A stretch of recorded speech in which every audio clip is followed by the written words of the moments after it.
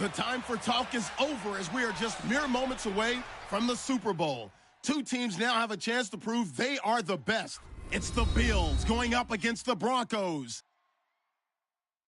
So the time has come. Let's send you out to the stadium and join the two men that will have the Super Bowl call. Here are Brandon Guyton and Charles Davis. Larry, they broke ground on this place in the year 2000, opened it in August of 2002, and it's been the home of this franchise ever since. Welcome to NRG Stadium in Houston. We count down to kickoff in what should be an epic one here between the Buffalo Bills and the Denver Broncos. We begin the next half-century of Super Bowls to a strobe of flashes. Super Bowl 51 from Houston is underway. And the decision to bring it out, a good one, as he's up a yard or two shy of the 30. So before Denver takes over, we get a look at Trevor Siemian. He'll be commanding the offense as he did this past year for Denver. 18 touchdowns, 10 interceptions, over 3,400 yards. And now the question is, will he be the guy going forward? Time will tell. And he's going to have to continue to earn it, despite the fact that he earned the respect of his fellow players last year. They named him a captain about midseason. He battled injuries last year. He had a bad shoulder, ended up getting off-season shoulder surgery. But he's got to hold off the challenge of the #1 draft pick of 2016, Paxton Lynch. One thing I do know about Trevor Siemian, quietly confident in his own abilities. The evaluation process in today's NFL does not take into account as much bulk as it does speed, and that's what we're seeing with the linebacker position. Those guys that can run, they can play at any spot because they can make plays on the opposite side of the line of scrimmage. Emmanuel Sanders, the intended receiver, and now it's third down.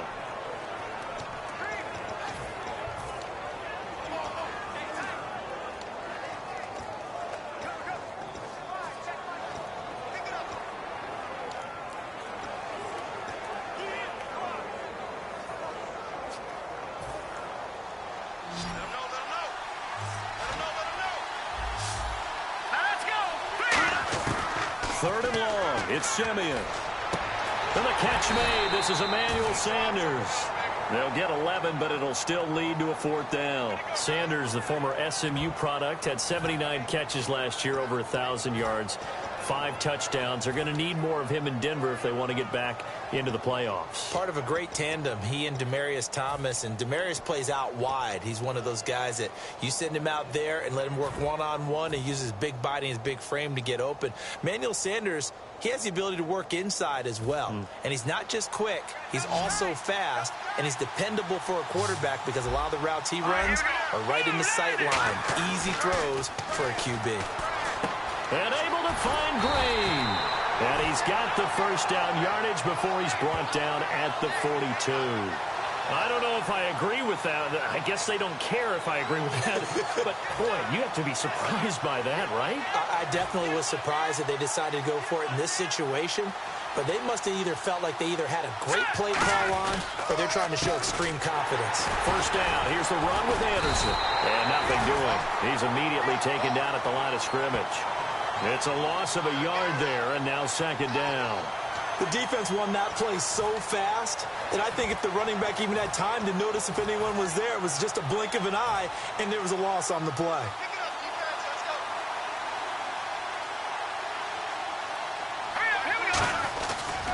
On second down, Anderson. And some room to work. Oh, a nifty juke there. Not much fun for a guy trying to tackle it. A big play there out of a running game. 37 yards. I love football lingo and the evolution of it all. Nickel defense makes sense, right? Five defensive backs. But then you go to 6. What are you going to call that? And they call it a double dime. A dime, which is just very simple for them. The math doesn't add up. But I know one thing. Offenses love to run against dime defenses. Typically, the bigger guys have an advantage against the smaller defensive backs when they're blocking downfield. Yeah, we saw that advantage right there. Virgil Green is tight end, the intended receiver. And it's second down.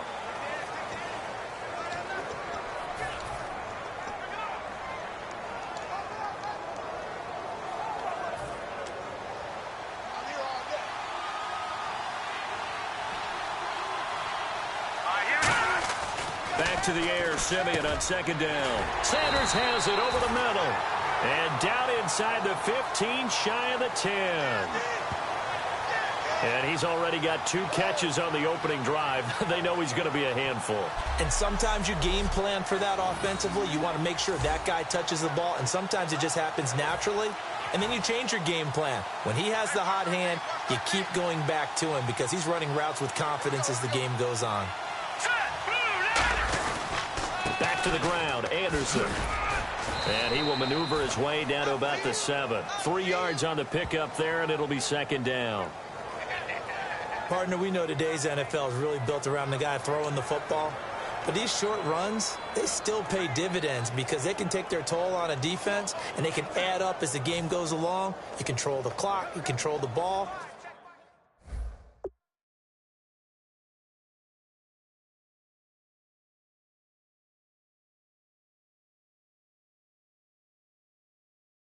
And that way, you often control the game.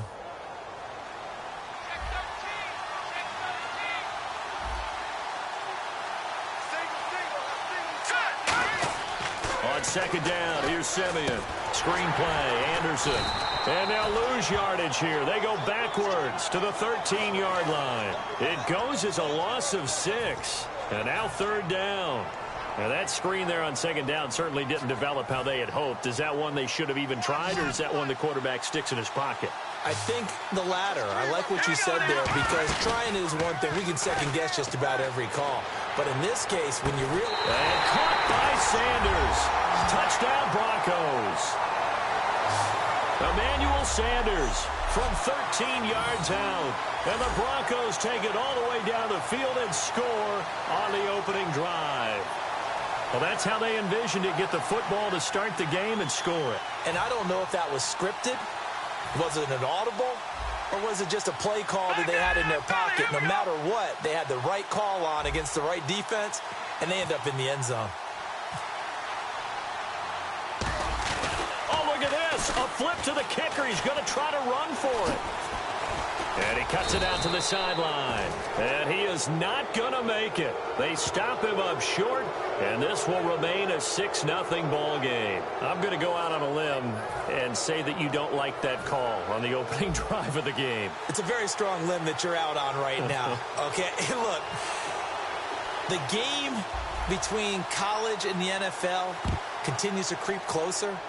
But that is truly a college play, not an NFL play. Because you'd snap the ball from the 3-yard line there, whether it's going for 1 or going for 2. So it makes sense to try it that way to maybe fake it. In this case, from the 15, makes 0 sense. And now your lead's just 6-0 instead of 7-0.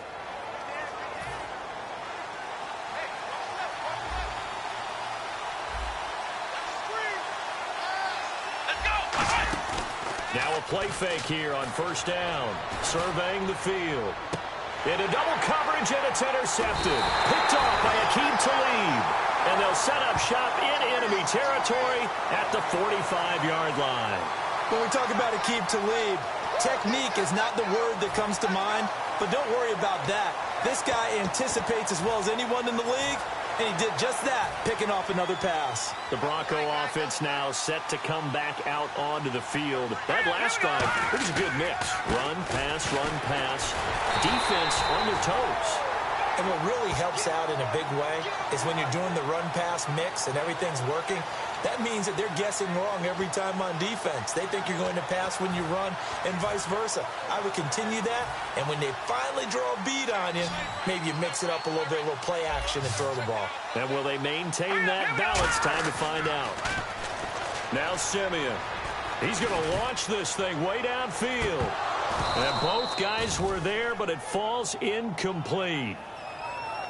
And when all else fails as a defender, when you're not there in the coverage, your best friend is exactly what we saw there. A big play shot taken by the offense. Unfortunately, it ended in a big drop. They come up with an offset eye. Simeon. Into a double team, and it's intercepted. Picked off by Stephon Gilmore. And they have the football and will take over at the 24-yard line. Hit as he threw it. Charles, that ball's got to come out quicker. It does, and the way that happens, Know where you need to go with the ball in pre-snap. Has to read the coverage. Has to have a great idea so he knows he can get rid of it right now to an open receiver. Because he had no back in there to protect him with that 5-wide set. So you know what? You become your own blitz control because you've got to deliver the ball and know you're going to get hit. He's going to float this one deep right side. And it drops down incomplete. Thought he might have had it. Instead, second down. One thing I know from experience is that when the deep ball is thrown and you're the defender, you've got to fight that little bit of panic that emerges. You've got to play the ball really well. It's a 50-50 jump ball play. And guess what? They took a shot. How are you going to win it? And in this case, they managed to get it done. Second down following the incompletion.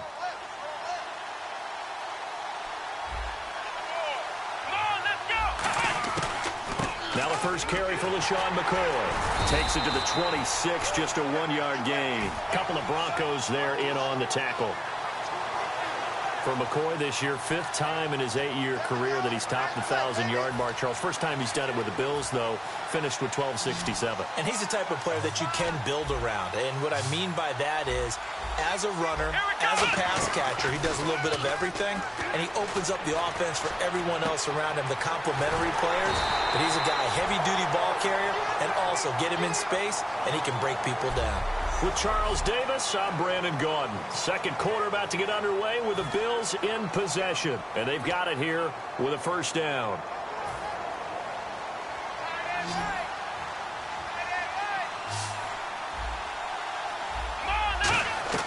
From the shotgun, it's Taylor. He's got his running back, LaShawn McCoy. And he's brought down. 20 yards on the pickup there. And it'll give the Bills a first down. And this is why trying to cover the angle route is so difficult. Anyone playing the linebacker position, when they see a running back out of the backfield widen, because he heads towards the flat first, oftentimes you widen too much and overcommit.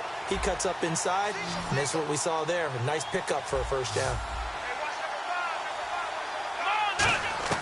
Throwing now, Taylor on first down. And he's got his receiver. That's Sammy Watkins. And brought down, but not before they're inside the 25. I know the object for us when we call games is to be neutral, but I have to tell you, I'm rooting so hard for Sammy Watkins to have an injury-free next season, just to see everything that he can do and give himself the best opportunity so that we can see it. Yeah, over the last 2 years, he's missed 11 games. It's tough. The one bright spot for him, though, is Clemson Tigers did win the national championship. Yeah, I think that's going to give him a little bit of comfort, but what he wants more than anything, a healed foot and a chance to be the #1 receiver he was drafted to be. And Buffalo wants that, too.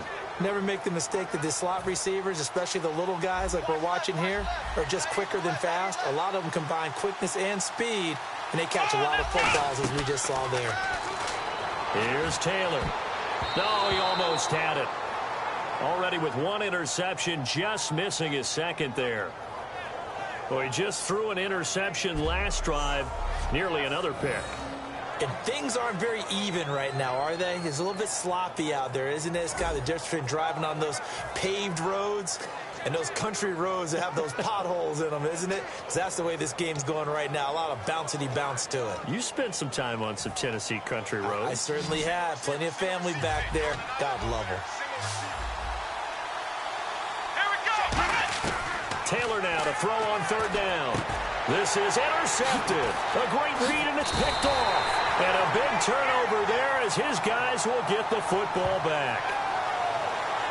So that's back-to-back drives where they're throwing an interception. Ordinarily, we look at the offense and say, what's going on with your scheme? Maybe we should look at the defense and just give them a whole lot of credit. They've got them frustrated right now. And Denver getting set to take the field. And following the interception, just any interception, are you a little bit more cautious when you start that next drive, or no, you just throw that out the window?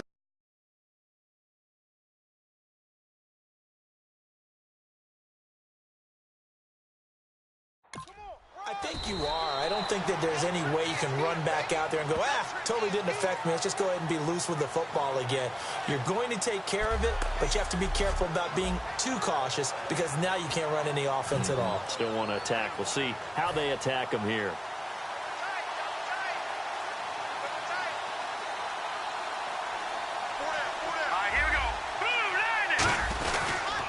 run it again with Anderson. And they're able to bring him down at the 20. Only a gain of a yard there, but it indeed gets him a new set of downs.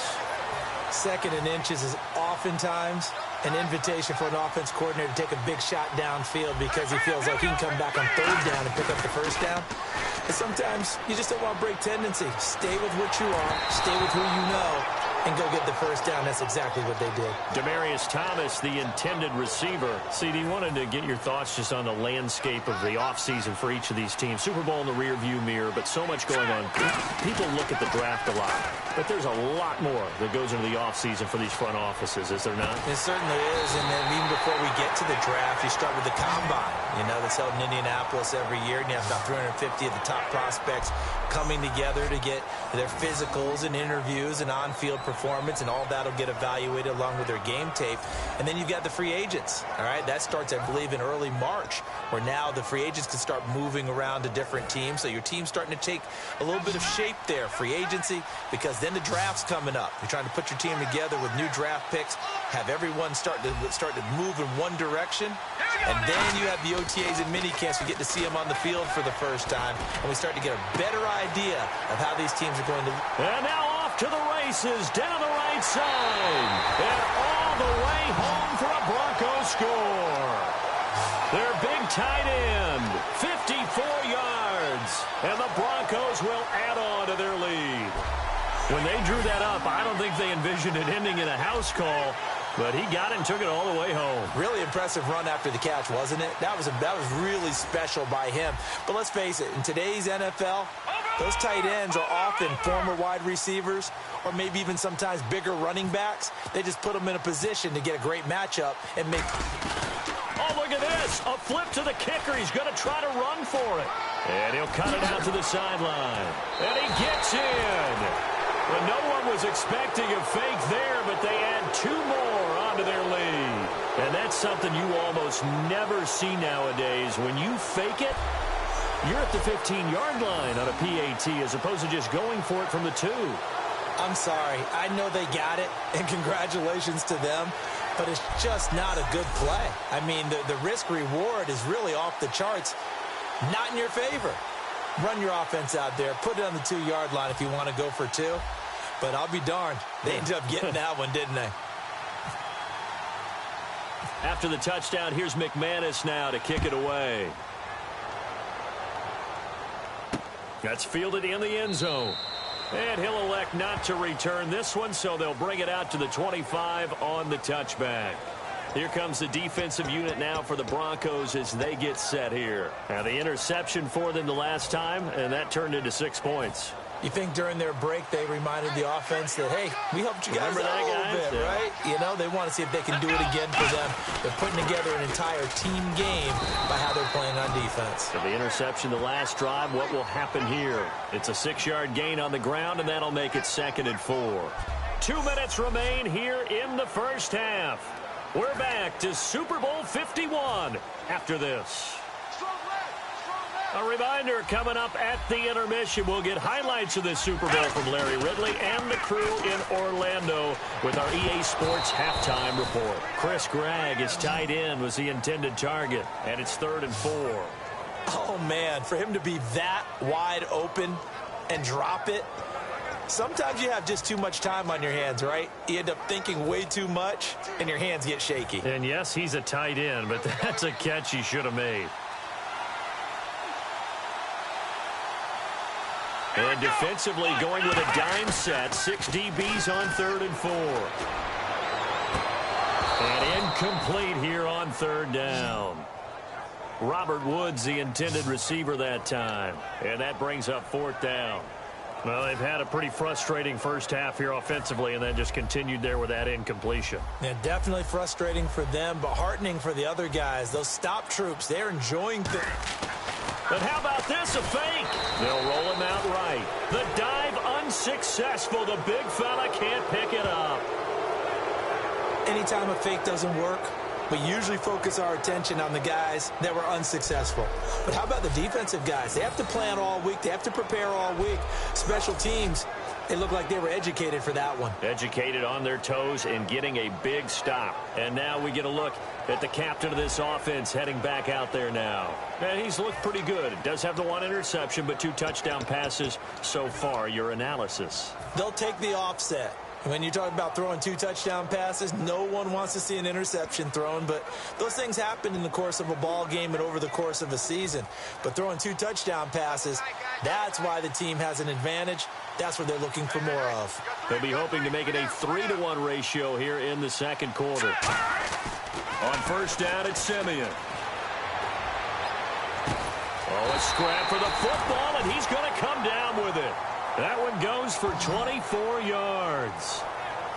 Partner, it's a lot of fun watching the NFL now, isn't it? Because when the big fella runs routes, it used to be when we were kids, he'd run about 3 different routes, and that was it. Now he can run anything and catch the balls we just saw there. And the next snap coming inside the red zone here. They'll run. Anderson. And he'll be stopped just outside the 5 at the 6. Give him 2 yards on that one. 2nd and goal now. Be interesting to see now what they do offensively down near the goal line after not much there that time. As the offensive play caller, that may change your sequence now. Instead of coming right back with a running play, you may have to go to the air. 6 yards still to go here on 2nd and goal. And he's going to press this one forward as they stop him right around the 1. It'll be a gain of 5, and it's going to set up a 3rd and goal. His path became similar to almost running a stretch play, didn't it? Trying to find a crease, anywhere to put his foot in the ground and cut back. It just never materialized. They come out here in the eye.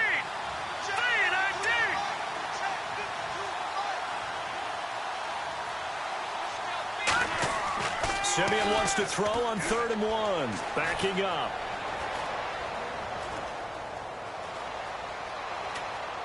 And he's going to be swallowed up and taken down. Sacked back at the 5-yard line. So we've reached halftime at a low score. You seriously just skip the halftime of the Super Bowl? Who does that? It's a Super Bowl. Watch the halftime show. All right, here we go. 3rd quarter action now. Both teams appear ready for the fight ahead, and we resume action here in quarter number 3. This fielded a few yards into the end zone. And a pretty good return here. He'll be stopped just shy of the 25 at the 24-yard line.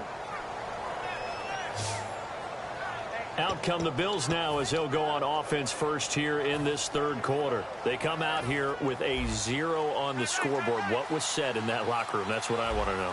I would love to have been in there because we often have the feeling that there's a lot of shouting, screaming, people upset. But typically, halftime locker rooms are a lot more clinical than that. And in this case, are they upset that the plays weren't working because of execution?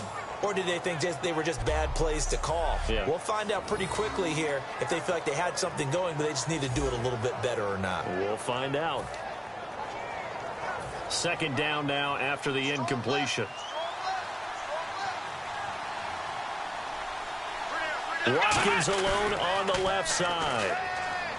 Here's Taylor to throw. Left side here, caught by Clay. That catch good for 5. It's 3rd down. So much goes into a successful play, doesn't it? How about that play action there, freezing the defense just enough to bring the tight end free downfield for the completion. Short of the sticks after that completion, and now it's 3rd down for this offense. Here we go. Now Taylor. And this is caught by Watkins. And he'll be taken down, but not before he gets into enemy territory. He's such a good route runner. Shows it there on 3rd down. Very proficient and a good pass. And you know what I've observed over the years in the NFL? The better a route runner you are, the more confidence your guy's going to have in you to go to you in important times because he can trust you being in the right spot, and they connected there and picked up the 1st down. Now a play fake here on 1st down. And no escaping this time as he'll go down. They got him for a sack. DeMarcus Ware in there to get him for what will be a loss of 13 yards. And they brought the pressure there just right up the gut, didn't they? Yeah, they certainly did. And, you know, when you've got so many different responsibilities as an offensive line, you got to deal with the nose tackle, the two defensive tackles or ends, and then sometimes you just can't account for everyone. The linebacker slipped free. A big gain there after going backwards, and that'll lead to a third down. And there, the man coverage not good enough, partner, and they're able to complete the pass. Excellent recognition of the man coverage, and they found the guy who could win downfield.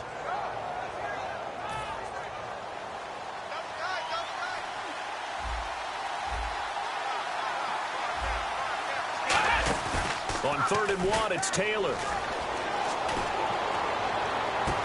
And this is going to be caught. He won the fight for the football. A good pickup there, 26 yards.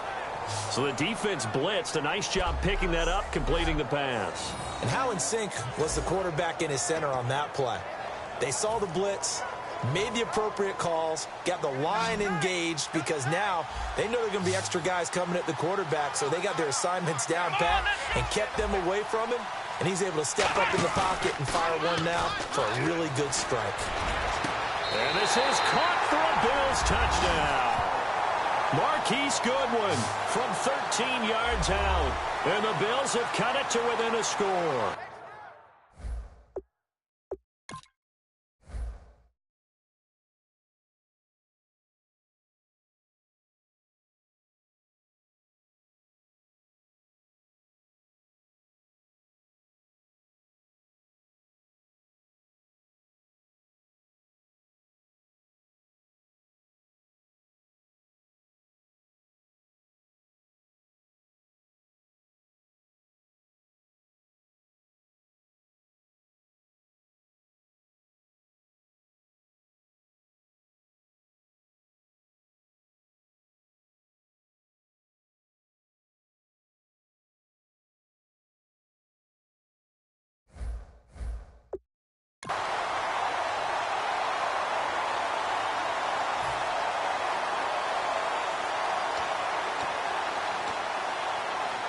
Dan Carpenter now for the extra point.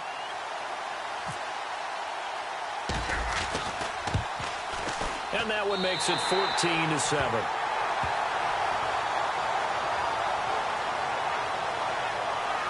So this drive spans 7 plays, and it culminates in a Bills touchdown.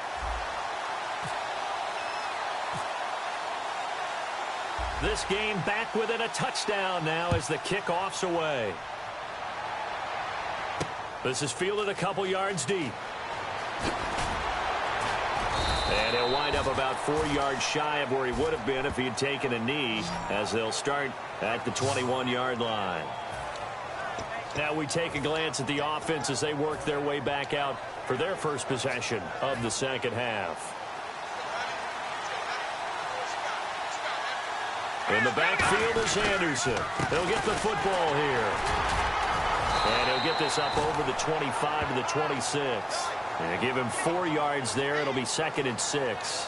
Not a run that you're going to write home about, but still a good first down run. That's what an offense calls staying on schedule. 3 to 4 yards on first down, you're set up very well for the rest of the drive. They come out here in the eye. Again, Anderson. They'll say no gain on the play there, and now it'll be 3rd down. Well, at least he was able to break that initial contact, or it could have been a loss. Yeah, give credit to the defensive player, though. What did he do? Made him slow down, slow up his feet, and allowed the rest of the guys to get there to finish him off. On 3rd down, Booker. And some room to roam now. Devontae Booker. And all the way inside the 35 before he goes out of bounds. So you got the lead here in the second half. Obviously, you love big runs like that at any time. Here, you really like it. And how about the confidence that's being exhibited by that offense now? They don't care what you're lining up doing on the defensive side. They want the big fella to carry the football and carry it often.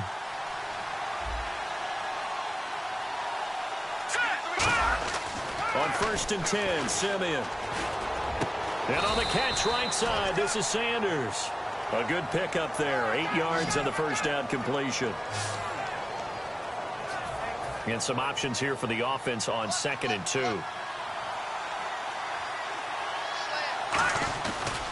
They give it to Anderson. And he's able to get it to the edge of the red zone at the 20-yard line. 2 yards on the pickup there, but it's enough to give him a new set of downs. You know that old expression, it's not my night? It hasn't been his so far. I don't know if the legs are a little bit heavy. Sometimes having to hang out all day and play doesn't exactly play to your advantage, but it's been a tough go for him. And every time he looks up, somebody's there defensively. That was the same case on that play.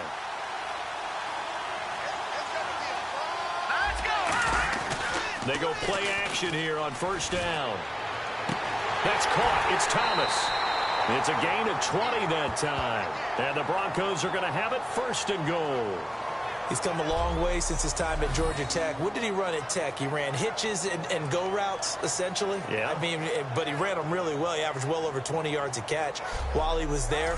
And he still creates downfield in the NFL. That big body and that willingness to go catch the football. He's pretty impressive. And his friends call him Bebe, the nickname his uncle gave him back in the day. Simeon. And this throw will be intercepted. A great read, and it's picked off.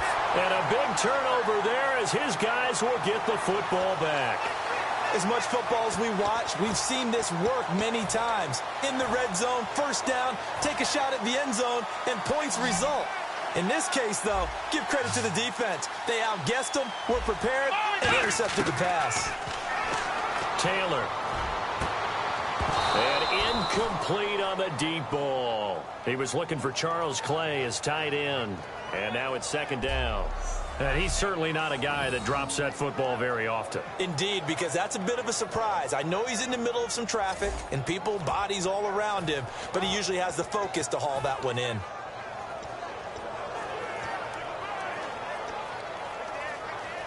So incomplete on first. Let's see what second down has in store. One receiver left, 3 to the right. Taylor will throw. Oh, and this is going to wind up a safety.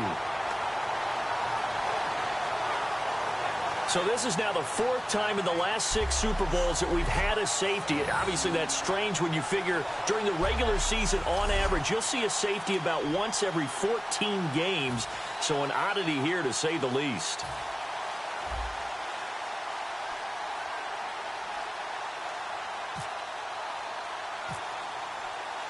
So free kick situation forthcoming from the 20 as they'll punt this one away. This is taken at about the 14.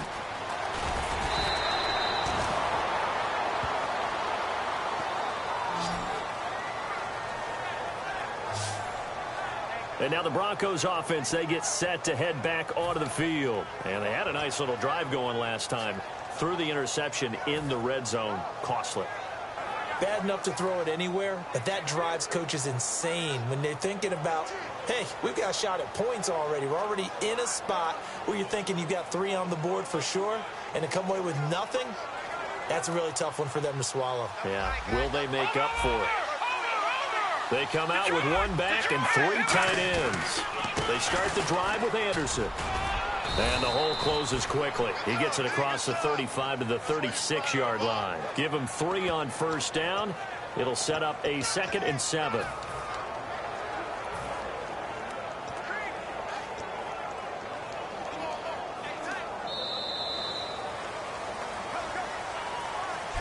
Back now here on EA Sports. It's Bronco football, and they also have the lead here as we get set for the 4th. See if they stay on the ground for second down. Now let's go. Blue, landed. Blue, landed. Leopard. Here's Simeon now on second down. And that's complete to Sanders. And he'll be brought down shy of the 40 at the 38-yard line. That throw good for only a couple. It brings up 3rd down. When you see zone defense and you know you've got a drag route on as your primary call, you've got to be really careful as a passer about how far you let your guy go because he might wander into some tough coverage.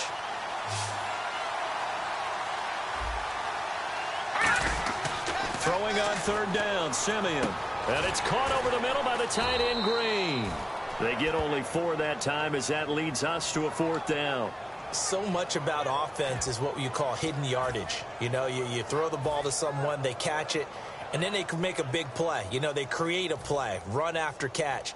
They did a really nice job there of limiting that and keeping him from a first down. Yeah, stopped him in his tracks.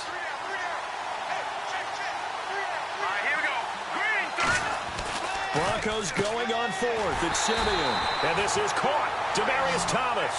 It's an 8-yard pickup, and they're able to pick up the conversion.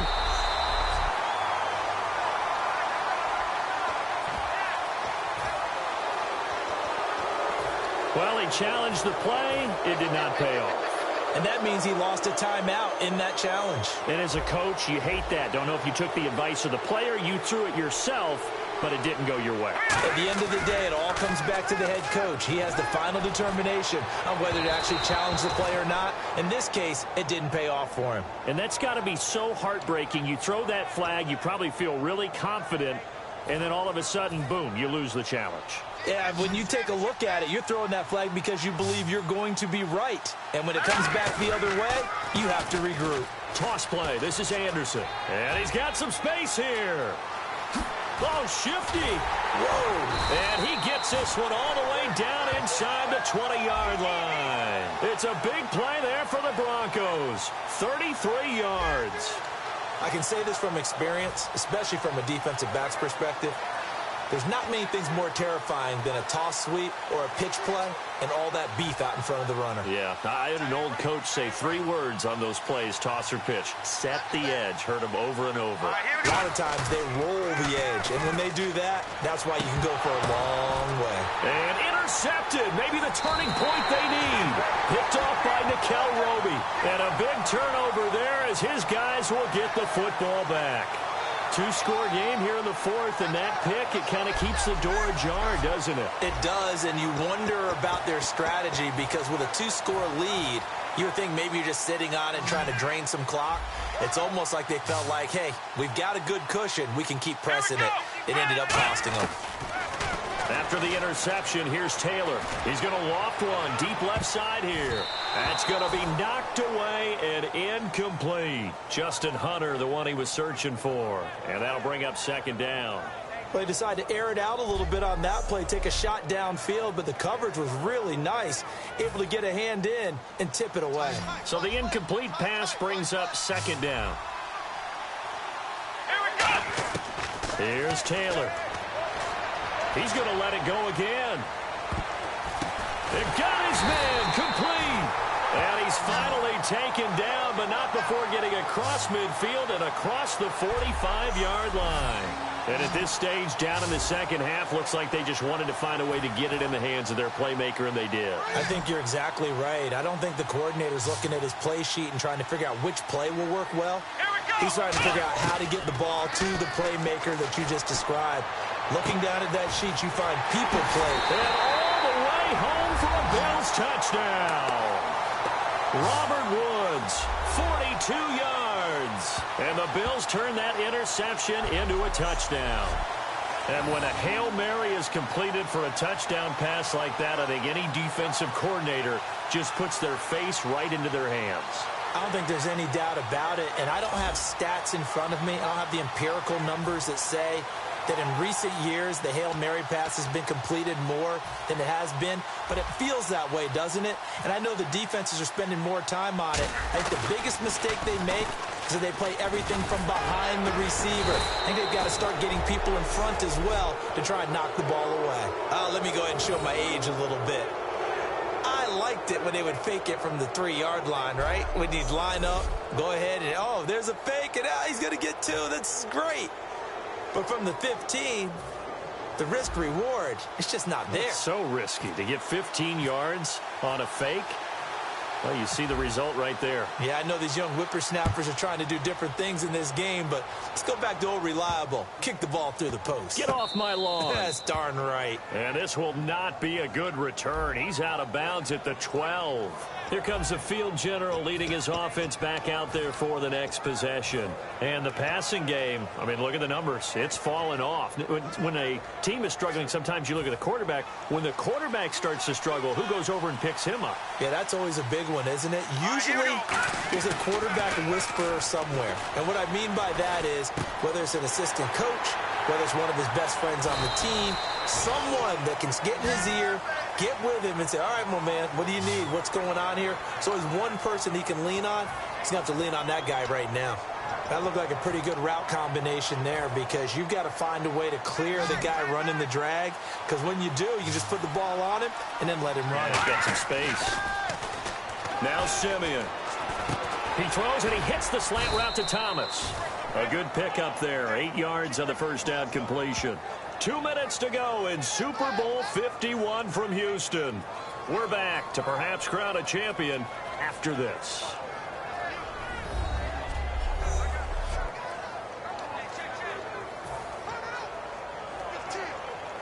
So it's Bronco football as we get you reset here. And let's see what they've come up with offensively after having time to talk it over. Anderson. Oh, he's got some breathing room. And he's going to cut it back left here. And he's finally taken down, but not before getting across midfield and across the 45-yard line. Well, that last run makes this a 100-yard night. I've loved the way he's hit the holes. He's been quick, he's been decisive, and he's been a whole lot of fun to watch. They run again on first down. Anderson. And down to the 36-yard line here. 7 yards on the pickup there, and it'll leave them with a 2nd and 3. I know that every now and then we get in those meetings with coaches, and you almost want to roll your eyes when they talk about staying on schedule when they're moving the football. But would you say a 7-yard run is ahead of schedule? Fourth quarter with the lead, you love that, don't you? No doubt about it, because staying on schedule is trying to get 4 downs on first down. They did that plus 3. That one looks like he'll throw here. Throwing right side, that's complete. Demaryius Thomas. They'll wind up losing 3. And now it's 3rd down. Now hold everything here. We're going to get a timeout by the offense. It's just their first. They've got 2 more to use here in the final stages.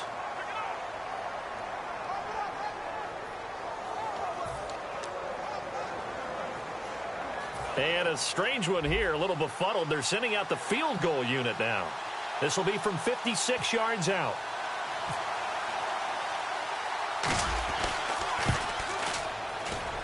That's running out of steam, and it won't get there. He left it just short, no good, and this score will stay right where it is. Well, this winds up an empty possession. Everything looked okay. He just never got the ball on target. And knowing him, he'll be disappointed with that effort. And now out come the Bills. They're only in need of a field goal, a decent amount of time on the clock. So tell me if I'm wrong. You don't have to be too panicked here. No, not at all. I agree with you. And this is where your preparation and your confidence comes into play. They've worked on these situations. Yeah, they practice this all the time. Now whistles come in. We're going to get a timeout here by the offense. That'll leave them with just 1 remaining in this 4th quarter of play.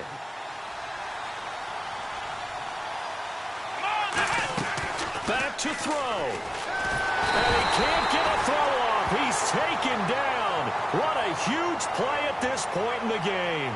Now hold everything here. We're going to get a timeout by the offense. That'll be their 3rd and final stoppage here as we step aside.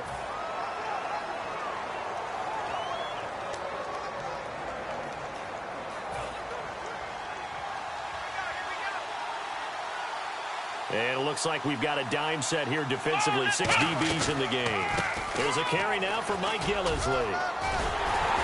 And he'll be taken down at the 44-yard line. Give him 9 on the pickup, but they're still a few inches short now on 4th down.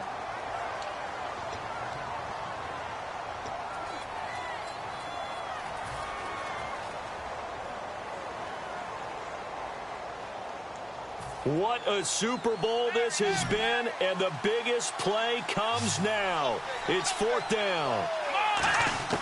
He'll look to throw. And no, it's incomplete. They had to go for it with such little time remaining, and the Broncos are close to finishing off this football game. And he'll have a tough time living that one down. It's one thing, Charles, to drop a pass. It's quite another to drop it on 4th down. And so many teams work on that in terms of locking in on those key downs. You know, I've seen, you and I both been to practices where we've seen, hey, 3rd down situation, big 3rd down alert, lock in here. Fourth down play. Make sure you focus just a little bit extra. It didn't pay off in that situation. It's a tried and true formula, and I don't think it'll change for as long as we play football. If someone's trying to throw the ball and you can put pressure on them and make it tough, that's only going to help your defense. Yeah, he's since being hurried. He got rid of it before taking the hit, but incomplete. Thomas, the lone receiver, left. Here's Simeon. Demaryius Thomas, the intended receiver. And that takes us from second to third down. The good signal callers would never go back in the huddle and play the blame game because they need those guys to protect him. But on that last one, his offensive line, they lost their leverage very quickly, and that's why they were able to get to him and hit him as he tried to throw the... And he fumbled it. It's on the ground. And some space here.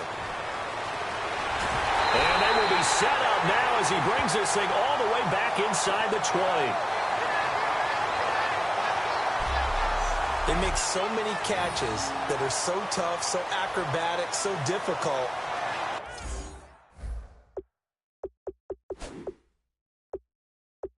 That often surprises me when they actually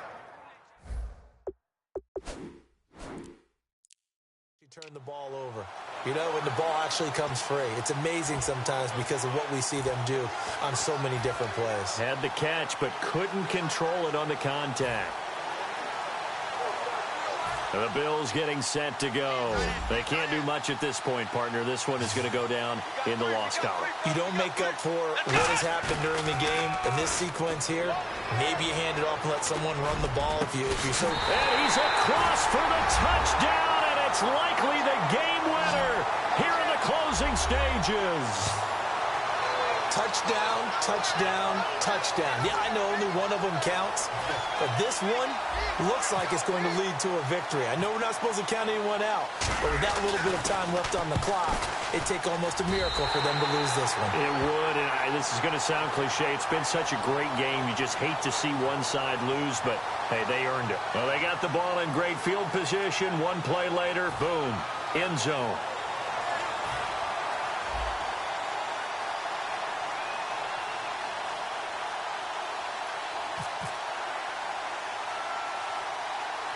The kickoff unit is out on the field, and they will send this one away. This is fielded at the chalk of the 10. They'll bring it back to just about the 25, call it the 24-yard line.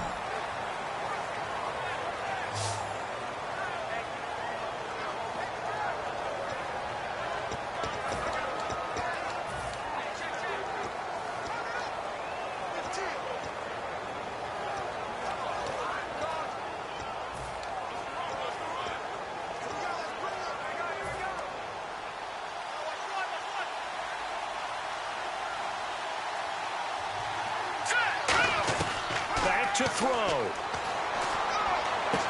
And a sideline pass that's caught by Thomas. And these Bills make the 90.